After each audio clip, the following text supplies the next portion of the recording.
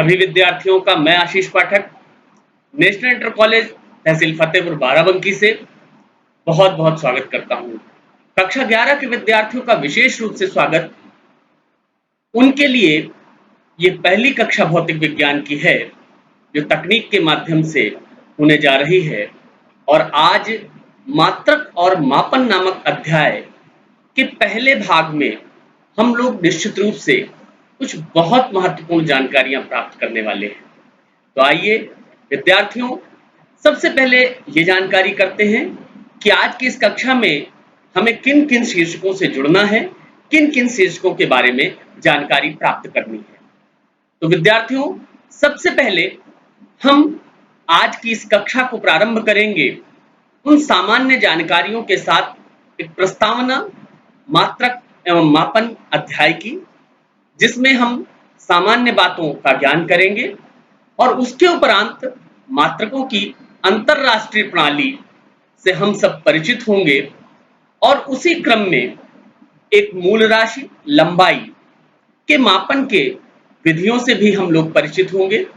और अंत में आज की कक्षा के मैं आप सभी विद्यार्थियों के लिए कुछ अभ्यास कार्य भी निश्चित रूप से दूंगा, जिसे आप सब घर पर विधिवत ढंग से अभ्यास करते हुए आज की कक्षा को पूरे अच्छे ढंग से समझ पाएंगे। तो विद्यार्थियों, बढ़ते हैं आज के प्रथम शीर्षक, जैसा मैंने कहा, इस अध्याय की प्रस्तावना के बारे में। तो आपको विद्यार्थियों मैं बताना चाहूंगा कि हम लोगों ने भौतिक राशियों के बारे में जाना है और किसी भी भौतिक राशि की एक निश्चित आधारभूत और यदृक्ष अर्थात रैंडम रूप से चुने गए सर्वमान्य संदर्भ मात्रक से तुलना को ही उस भौतिक राशि का मापन कहते हैं। अर्थात जो सर्वमान्य संदर्भ मात्रक है, जिसे हमने निश्चित और आधारभूत रैंडम तरीके से चुना है, वो उसका मापन के कार्य में प्रयोग किया जाता है। और ये पूरी प्रक्रिया क्या कही जाती है? मापन कही जाती है।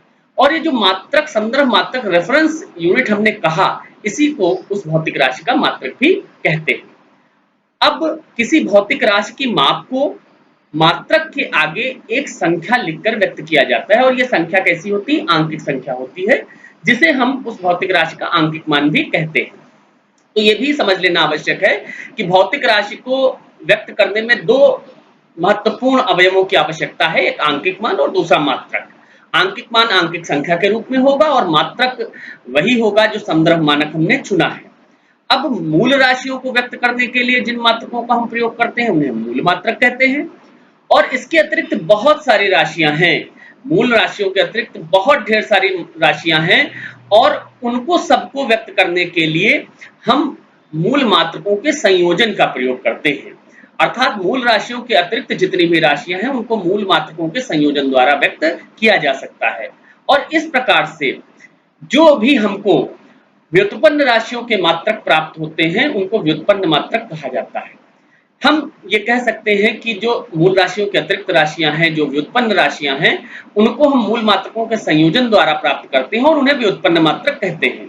और ये जो मूल मात्रक हैं और जो व्युत्पन्न मात्रक हैं, तो मूल मात्रकों और व्युत्पन्न मात्रकों के संपूर्ण अगर हम समुच्चय को, संपूर्ण सेट को ले लें, इसी को कहा जाता है मात्रकों की प्रणाली या मात्रकों की पद्धति। तो विद्यार्थियों, ये तो हमने जान लिया कि मूल मात्रक और जो हमारे व्युत्पन्न मात्रक, उनके संपूर्ण समुच्चय को हम मात्रक की पद्धति या प्रणाली कहते हैं। अब विद्यार्थियों को देखना है कि मात्रकों की अंतरराष्ट्रीय प्रणाली क्या है। तो अंतरराष्ट्रीय प्रणाली जानने से पहले हम सबसे पहले आपसे बताना चाहेंगे कि कालांतर से अलग अलग देश मापन के लिए वैज्ञानिक मात्रकों की अलग अलग प्रणालियों का उपयोग करते रहे, जिनमें से अगर देखा जाए तो प्रमुख रूप से 3 प्रणालियां ऐसी हैं जिनका उपयोग भिन्न भिन्न देशों द्वारा किया गया है। इनमें पहली प्रणाली है सीजीएस प्रणाली।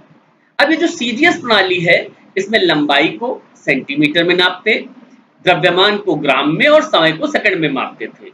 इसी आधार पर इसको सीजीएस कहा भी गया। सी फॉर सेंटीमीटर, जी से ग्राम और एस से सेकंड को हम डिनोट करते थे।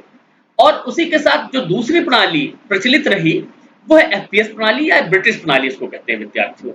एफपीएस प्रणाली में जो लंबाई है उसको फुट में, द्रव्यमान को पाउंड में और समय को सेकंड में नापते थे। और जो तीसरी इस प्रकार की बहुत प्रमुख रूप से प्रचलित प्रणाली रही, जिसे एमकेएस प्रणाली हम कहते हैं, इसमें लंबाई को मीटर में, द्रव्यमान को किलोग्राम और समय को सेकंड में मापते थे। तो ये 3 प्रणालियां प्रमुखता से उपयोग में कालांतर से विभिन्न देशों के द्वारा उपयोग में लाई जाती रही। अब इसके बाद मात्रकों की अंतरराष्ट्रीय प्रणाली जो आजकल प्रचलित है, वो है आजकल अंतरराष्ट्रीय स्तर पर जो मान्य प्रणाली है उसे हम कहते हैं सिस्टम इंटरनेशनल डी यूनिट्स। ये जो शब्द है, ये जो पूरा मैंने आपको कई शब्दों का संयोजन बताया, सिस्टम इंटरनेशनल डी यूनिट्स, ये वास्तविक रूप से फ्रेंच भाषा में जो मात्रकों की अंतरराष्ट्रीय प्रणाली को ही ये हम नाम दिया गया है और इसे संक्षेप में संकेताक्षर कैपिटल एस और कैपिटल आई, साथ में एस आई द्वारा व्यक्त किया जाता है। एसआई प्रतीकों, मात्रकों और उनके जो संकेताक्षर हैं, इनकी जो प्लानिंग थी, इनकी जो योजना थी, वो अंतरराष्ट्रीय मापतौल ब्यूरो जो है एक महत्वपूर्ण संस्था है, उसके द्वारा 1971 में 1971 में विकसित की गई और नवंबर 2018 में जो आयोजित मापतौल के महासम्मेलन हुआ उसमें इसको संशोधित किया गया। यह योजना अब वैज्ञानिक, तकनीकी, औद्योगिक और व्यापारिक कार्यों में, इन सभी कार्यों में अंतरराष्ट्रीय इंटरनेशनल लेवल पर उपयोग हेतु अनुमोदित है। और जो एसआई मात्रकों की जो प्रणाली है, इसकी खासियत क्या है? एसआई की जो खासियत है, एसआई मात्रकों की जो विशेषता है वो ये है कि एसआई मात्रकों की 10 की घातों पर आधारित जो दार्शनिक जिसको हम कह सकते हैं उसकी प्रकृति के कारण इस पद्धति के अंतर्गत जो रूपांतरण है वो बहुत सरल, सहज, सुगम, सुविधाजनक है। और आपको ये भी बताऊंगा कि एसआई में 7 मूल मात्रक और इन 7 मूल मात्रकों के अतिरिक्त 2 पूरक मात्रक हैं। इन पूरक मात्रकों को हम समतलीय कोण और घन कोण कहते हैं। तो आइए इन 7 मूल मात्रकों और ये जो क्रमशः 2 पूरक मात्रक हैं इनसे भी हम लोग परिचित हो लेते हैं। 7 मूल मात्रकों के बारे में हम लोगों ने पहले भी जाना है। यहाँ हम देखते हैं कि 7 मूल मात्रक क्या है। तो विद्यार्थियों, आपके सामने एक सारणी दिखाई दे रही है। इस सारणी में हमने जो हमारे 7 मूल राशियां हैं, फिर उनके मूल मात्रक हैं, उनके प्रतीक हैं और जो उनके मात्रक हैं उनकी परिभाषाओं को दर्शाया है। तो निश्चित रूप से जो हम क्रमशः पहले 7 मूल राशियां जानते हैं और फिर उनके मूल मात्रकों को जानते हैं। तो पहली मूल राशि लंबाई, जिसका मात्रक है, जिसे मूल मात्रक हम कहेंगे मीटर और इसे प्रतीक स्मॉल एम, अंग्रेजी वर्णमाला के स्मॉल एम लेटर से व्यक्त करते हैं। दूसरी मूल राशि द्रव्यमान का मूल मात्रक किलोग्राम और इसे केजी, ये हमारा कह सकते हैं संक्षिप्त रूप से किलोग्राम को लिखा गया है, केजी से व्यक्त करते हैं। समय को सेकंड स्मॉल एस लेटर के द्वारा, विद्युत धारा का जो मात्रक है मूल मात्रक एम्पियर कैपिटल ए के द्वारा व्यक्त होता है, जबकि ऊष्मागतिक ताप जो एक और मूल राशि है इसका मूल मात्रक केल्विन है, जिसे कैपिटल के द्वारा व्यक्त करते हैं। और साथ ही साथ जो पदार्थ की मात्रा, ये एक महत्वपूर्ण कह सकते हैं मात्रक और मूल राशि है, जिसे बाद में संशोधित करके जोड़ा गया था। इसका मूल मात्रक मोल है और इसे अंग्रेजी लेटर्स में स्मॉल एम ओ एल के द्वारा व्यक्त करते हैं। और जो 7वीं मूल राशि ज्योति तीव्रता है, जिसका मूल मात्रक कैंडेला है, इसे सी और डी स्मॉल लेटर्स अंग्रेजी वर्णमाला के सी डी के द्वारा व्यक्त किया जाता है। तो ये 7 मूल राशियां, उनके मूल मात्रक, प्रतीक हमने जान लिए। इसी के साथ साथ उनकी परिभाषाएं भी आपके समक्ष प्रदर्शित हैं। विद्यार्थियों, मैं ये बताना चाहूंगा कि वास्तव में आपको इन परिभाषाओं को यथावत कंठस्थ करने की आवश्यकता नहीं है। इसमें जो अंक लिखे हुए हैं उनको बहुत ज्यादा याद करने की आवश्यकता नहीं है, लेकिन तथापि मैं आपसे एक उदाहरण के जरिए बताना चाहूंगा कि किस प्रकार से इनको व्यक्त किया गया। जैसे कि जो लंबाई का मूल मात्रक मीटर है, ये एसआई मात्रक है और इसे व्यक्त करने के लिए हमने निर्वात में प्रकाश की चाल c है, उसका जो संख्यात्मक मान होता है, अगर हम मीटर प्रति सेकंड में उसको व्यक्त करें तो 29 करोड़ 97 लाख 92,458 है। ये मीटर प्रति सेकंड में है। इसी को आधार पर इसको परिभाषित किया गया है। और इसी तरीके से अगर हम समय में आ जाए, द्रव्यमान में आ जाएं, तो हम उसमें देखेंगे कि द्रव्यमान के लिए हम प्लैंक नियतांक के संख्यात्मक मान को आधार लेकर के उसकी परिभाषा को व्यक्त करते हैं। समय का जो हमारा मात्रक है वो सेकंड है। इसके लिए हमने सीजियम परमाणु की जो मूल अवस्था अति सूक्ष्म संक्रमण की आवृत्ति है, जिसे हर्ट्ज में अगर व्यक्त किया जाए तो उसे हम संख्या के रूप में एक बड़ी संख्या आती है, जिसे 9 अरब 19 करोड़ 26,31,770 कह सकते हैं हर्ट्ज उसकी आवृत्ति होती है, इसके पदों में व्यक्त किया गया। इस प्रकार से एम्पियर, केल्विन, मोल और कैंडेला की भी परिभाषाएं दी गई हैं। कहने का आशय ये है कि ये परिभाषाएं अब अंतरराष्ट्रीय स्तर पर मान्य हैं और इन्हीं परिभाषाओं के जरिए हम इन मूल मात्रकों को व्यक्त करते हैं। इनका जो आधार है वो भी आपके समक्ष प्रदर्शित है। हमको ये जान लेना है कि अंतरराष्ट्रीय मापतौल की जो बैठक हुई, जो संशोधन की बैठक हुई, उनमें जो मान्यता प्रदान की गई संशोधनों को, उसके आधार पर आज हम एसआई के इन मात्रकों को जानते हैं और एसआई के इन मात्रकों की इन परिभाषाओं से परिचित होते हैं। तो जैसा मैंने कहा कि इनको यथावत आपको बहुत ज्यादा याद करने की आवश्यकता नहीं है, लेकिन आपको समझ लेना है। जैसा मैंने आपको बताया, सातों हमको मूल राशियां, उनके मूल मात्रक, उनके संकेतों को निश्चित रूप से जानना है। तो विद्यार्थियों अब आगे बढ़ते हैं। मैंने आपसे कहा था कि जो हमारे पास 7 मूल मात्रक हैं, उसके अतिरिक्त 2 पूरक मूल मात्रक भी हैं। तो पूरक जो राशियां हैं, मूल राशियां हैं, उनको सबसे पहले जाने। उनमें मैंने आपसे नाम लिया था समतलीय कोण और घन कोण। तो विद्यार्थियों, ये समतलीय कोण के बारे में हम सब पहले से जानते आए हैं। उसको मैं अगर परिभाषित करूं तो कहूंगा कि वृत्त की चाप की लंबाई, जिसको हम ds, स्मॉल है, छोटा मतलब अल्प है इसलिए ds, और जो त्रिज्या r के अनुपात को समतलीय कोण कहा जाता है। चित्र में प्रदर्शित भी किया गया है और समतलीय कोण को d थीटा से प्रदर्शित करते हैं। d लगाने का आशय यही, डी थीटा का आशय यही है कि ये अल्प है और इसका मात्रक क्या है, रेडियन है, जिसका प्रतीक RAD, रेड से हम इसको स्मॉल लेटर्स में व्यक्त करते हैं। इसी के साथ जो घन कोण है, सॉलिड एंगल है, इस सॉलिड एंगल को एक चित्र आपके सामने प्रदर्शित है, आप देख सकते हैं। दर्शाए गए चित्र के अनुसार अगर जो वर्टेक्स या शीर्ष O को केंद्र की भांति हम माने और उसके परितः जो निर्मित गोलीय पृष्ठ का अपरोधन क्षेत्र DA है और जो उसकी त्रिज्या r है, तो dA और त्रिज्या r के वर्ग यानी कि r स्क्वायर का जो रेशियो लिया जाए, अनुपात लिया जाए, इसे हम घन कोण कहेंगे। इसे d ओमेगा से व्यक्त करते हैं, तो हम इसको संकेत में ये भी कह सकते हैं d ओमेगा बराबर dA बाई r स्क्वायर।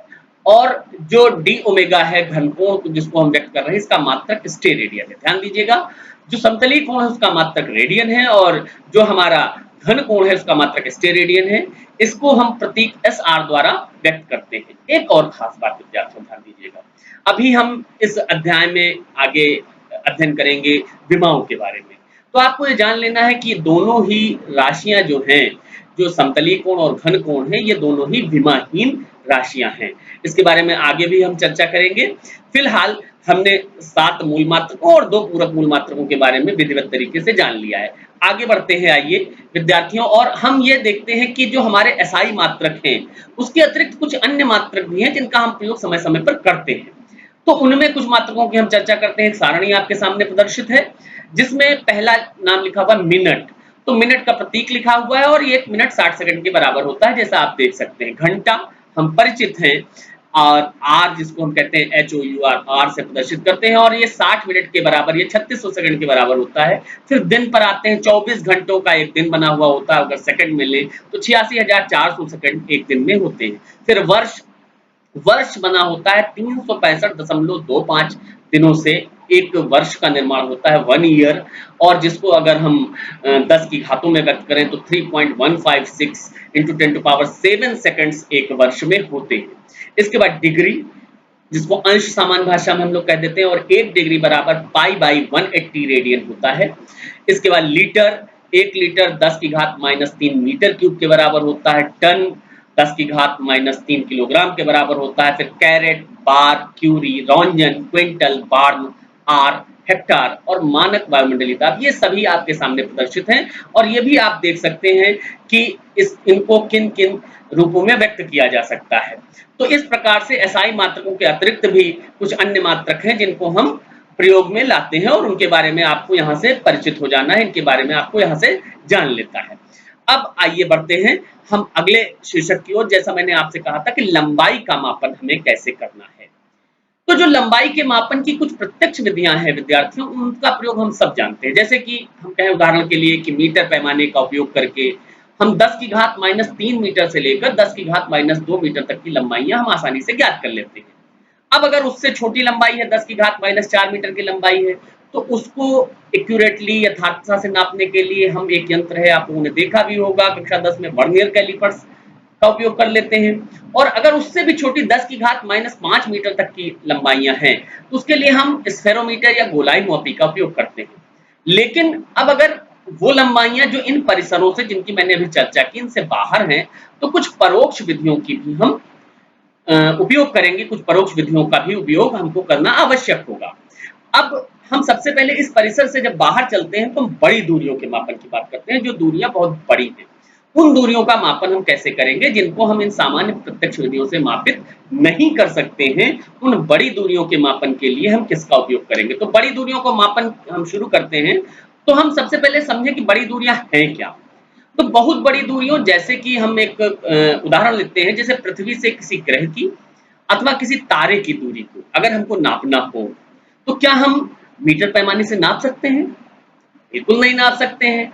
तो निश्चित रूप से कोई ऐसी विधि हमको चाहिए जिसके द्वारा हम पृथ्वी से किसी ग्रह की अथवा किसी तारे की दूरी को नाप लें।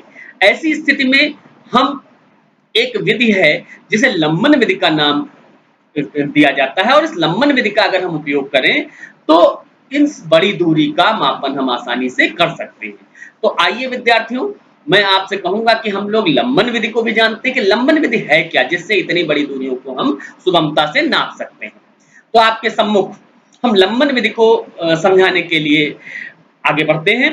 तो देखिए, सबसे पहले होता क्या है कि आप अगर उदाहरण देखें कि हम किसी प्लेन दीवार के सामने किसी चीज को मापन करना हो और हम एक आंख बंद करके उसको देखें, फिर दूसरी आंख बंद करके देखें, तो हमको वो जो वस्तु हम नाप रहे थे उसकी स्थितियों में थोड़ा सा अंतर नजर आता है। यही लंबन है। वो स्थितियां बदली हुई दिखाई देती हैं जब हम एक आंख पहले बाईं बंद करते हैं फिर दाईं बंद करते हैं। ये क्या है? यही लंबन है। इसी को आधार बना करके हम इस विधि का उपयोग करते हैं। तो सबसे पहले आप देखें कि इस विधि द्वारा जो हमारा एक दूरस्थ ग्रह है, जिसको हम मान लीजिए कैपिटल एस नाम दे देते हैं, उसकी दूरी हमको कैपिटल डी ज्ञात करनी है। उसकी दूरी हमने मान ली क्या है? कैपिटल डी है। और उस दूरस्थ ग्रह एस की दूरी को हम पृथ्वी से ज्ञात करना चाहते हैं, कैपिटल डी उसकी दूरी है। तो हम करते क्या है, इसको पृथ्वी पर दो वेधशालाओं का मतलब जहां से हमको उन दूरियों को नापना है, वेधशालाओं से दो स्थितियां हो जाएंगी। जब दो वेधशालाएं लेंगे तो दो स्थितियों कैपिटल ए और कैपिटल बी से एक ही समय पर देखते हैं। ध्यान दीजिएगा कि कैपिटल ए और कैपिटल बी दो वेधशालाओं से एक ही समय पर उस दूरस्थ स्थित ग्रह एस को हम देखते हैं। अब होता क्या है कि जो दो हमारे पास ये दूरी है ए और बी, कैपिटल ए और कैपिटल बी के बीच की, इसे हमने स्मॉल बी से प्रदर्शित किया है, और इस दूरी को हम क्या कहते हैं? आधारक कहते हैं। अब दोनों स्थितियों से जब हमने अलग अलग देखा एक ही समय पर दूरस्थ स्थित ग्रह एस को, तो उनकी दिशाओं की, उनकी जो प्रेक्षण दिशाएं हैं, ग्रह की जो प्रेक्षण दिशाएं हैं, उनके बीच का कोण आप देख सकते हैं चित्र में विद्यार्थियों, थीटा प्राप्त होता है, और इसे हम क्या कहते हैं? लंबन कोण कहते हैं। अब ये भी हमको पता है कि ग्रह की पृथ्वी से दूरी बहुत अधिक है। किसकी तुलना में? अपेक्षाकृत जो दूरियां हमने ए और बी के बीच की ली हैं, उनकी तुलना में पृथ्वी से उस ग्रह, जो दूरस्थ ग्रह ऐसे, उसकी दूरियां बहुत अधिक है। इस कारण से अगर हम स्मॉल बी और कैपिटल डी का अनुपात लें तो ये एक से बहुत छोटा आएगा, क्योंकि स्मॉल बी बहुत छोटा है। जो आधारक है कैपिटल ए और कैपिटल बी के बीच की दूरी एक बहुत छोटी है, किसकी तुलना में? ग्रह की दूरी कैपिटल डी की तुलना में। तो ये जो अनुपात small B upon small D प्राप्त होता है वो एक से बहुत छोटा प्राप्त होने लगता है। इसलिए कोण थीटा भी बहुत छोटा होगा। निश्चित रूप से आप देखेंगे कोण छोटा होगा, और ऐसी दशा में हम ए बी को केंद्र एस और त्रिज्या डी वाले वृत्त का लंबाई b का चाप मान सकते हैं। हम s को केंद्र कहते हुए, और ये जो AB है इसको चाप के रूप में ले लेंगे, जिसकी त्रिज्या d है। तो ऐसी स्थिति में आप जानते हैं कोण बराबर चाप बटे त्रिज्या होता है। तो कोण थीटा बराबर चाप स्मॉल b, और त्रिज्या मैंने कहा क्या हो जाएगी? वो दूरी d हो जाएगी, कैपिटल D। तो theta equal to small b by capital D, जहां थीटा को हमने रेडियन में नापा है। निश्चित रूप से समतली कोण का मतलब रेडियन होता है। और यहां से अगर हम देखें तो कैपिटल D जो ग्रह की दूरी है वो हमको क्या प्राप्त हो गई? Small b by theta. अब अगर कैपिटल D के निर्धारण हो जाए तो कैपिटल D के निर्धारण के बाद इसी विधि का हम ग्रह के आमाप या कोणीय व्यास के निर्धारण के लिए उपयोग करते हैं। कैपिटल D के निर्धारण के बाद इसी विधि द्वारा ग्रह के आमाप अथवा कोणीय व्यास का निर्धारित किया जा सकता है। अब यदि स्मॉल d ग्रह का व्यास हो, स्मॉल डी। देखिए अभी तक हम कैपिटल डी की बात कर रहे थे, ध्यान देंगे। स्मॉल डी क्या हो, ग्रह का व्यास हो, और अल्फा जो है उसका कोणीय आमाप हो। अल्फा कोणीय आमाप से क्या तात्पर्य है, स्मॉल डी द्वारा पृथ्वी के किसी बिंदु पर जो अंतरित कोण है उसे हम कोणीय आमाप कहेंगे। स्मॉल डी क्या है, स्मॉल डी क्या है, ध्यान देंगे। स्मॉल डी हमारे पास, स्मॉल डी ग्रह का व्यास है, और ग्रह के व्यास द्वारा पृथ्वी के किसी बिंदु पर जो अंतरित कोण होगा उसे हम क्या कहेंगे, अल्फा कहेंगे। ये कोणीय आमाप हो, इसी को कोणीय आमाप कहते हैं। तो यहाँ पर अल्फा किसके बराबर हो जाएगा, फिर वही कोण बराबर चाप बटे त्रिज्या हम लेंगे। तो यहाँ पर हमारे पास अल्फा बराबर हो जाएगा स्मॉल डी बटे कैपिटल डी, क्योंकि जो स्मॉल डी है ये यहाँ पर चाप का काम करेगा, और कैपिटल डी तो त्रिज्या मैंने आपको बताई हो जाएगी। इस प्रकार से हम पृथ्वी के व्यास स्मॉल डी का मान ज्ञात कर लेते हैं। आपको समझ में आ गया होगा निश्चित रूप से। तो अब जब हमने आपसे बताया कि इस प्रकार हम पृथ्वी के व्यास का मान ज्ञात कर लेते हैं, और दूरी हमने ज्ञात कर ही ली थी, हमने आपको बताया था। तो लंबन विधि का प्रयोग इस प्रकार से किया जाता है। अब विद्यार्थियों हम आगे बढ़ते हैं कि अगर छोटी दूरियों का हमको मापन करना है, अति सूक्ष्म दूरियों का मापन करना है, एक जो परिसर मैंने लिया था 10 की घात -5 तक के स्फेरोमीटर की सहायता से पता कर लेते हैं, उससे भी अति सूक्ष्म दूरियों का मापन करना है, जैसे अणु का आकार, तो उसके लिए कैसे प्रयोग करते हैं। तो हमको ये पता है कि इस विधि द्वारा जो हमारे पास होता है कि हम अणु के व्यास जैसी अति सूक्ष्म दूरियों का मापन यहाँ पर हम करेंगे। इस कार्य को प्रकाशीय सूक्ष्मदर्शी भी नहीं कर सकता है, उसकी भी अपनी सीमाएं हैं। लेकिन 0.6 एंगस्ट्रॉम की विभेदन क्षमता का इलेक्ट्रॉन सूक्ष्मदर्शी जो बनाया गया है, जो विकसित किया गया, उसके द्वारा ये कार्य कर सकते हैं। अभी हाल में ही एक और डेवलपमेंट हुआ है, सुरंगम सूक्ष्मदर्शी विकसित किया गया है, वो भी ये कार्य करने में सक्षम है, वो अणुओं और परमाणुओं में विभेदन कर सकता है। लेकिन यहाँ पर हम क्या बढ़ेंगे आगे, एक विधि से हम परिचित होंगे, ओलिक अम्ल के साइज का आकलन करने की एक सरल विधि मैं आपसे यहाँ पर परिचित कराऊंगा, जिससे को हम जल्दी से देख लेते हैं। ओलिक अम्ल एक साबुनी द्रव है जिसके अणु का आकार लगभग 10 की घात -9 मीटर कोटि का होता है। इस विधि का मूल आधार ये है कि जल के पृष्ठ पर ओलिक अम्ल की एक आणविक परत बनाते हैं। एक आणविक, ध्यान दीजिएगा, ये बहुत महत्वपूर्ण शब्द है, एक आणविक परत बनाते हैं।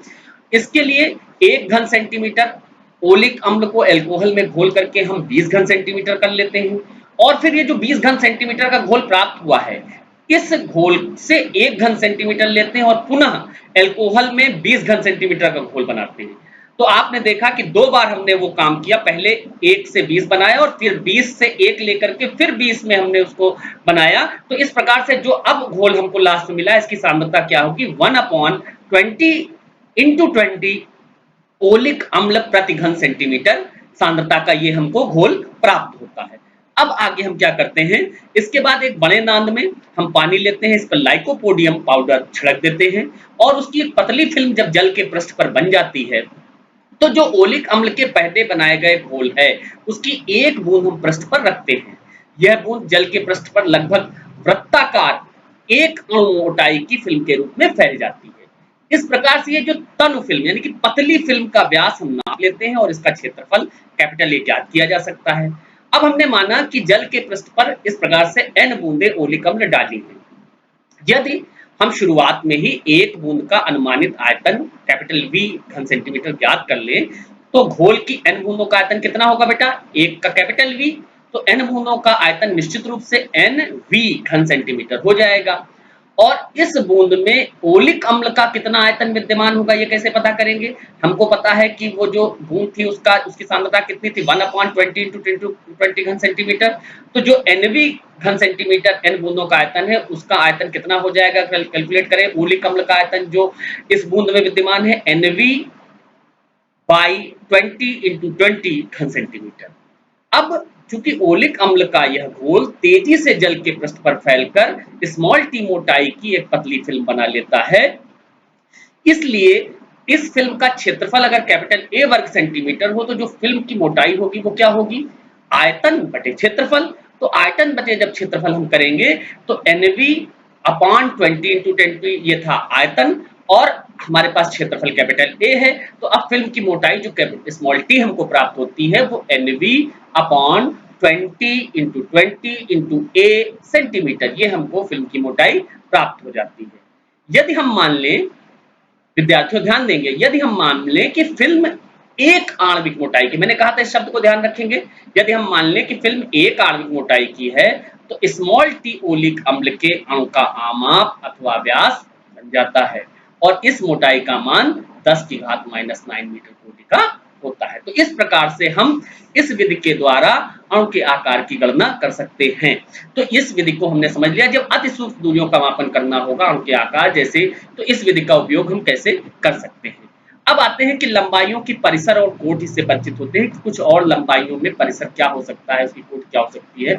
अलग-अलग आपके पास परिसर प्रदर्शित है एक सारणी में। जैसे प्रोटॉन की जो आमाप है वो 10 की घात -15 मीटर कोटि की होती है। परमाणुीय नाभिक की आमाप है 10 की घात -14 मीटर कोटि की होती है।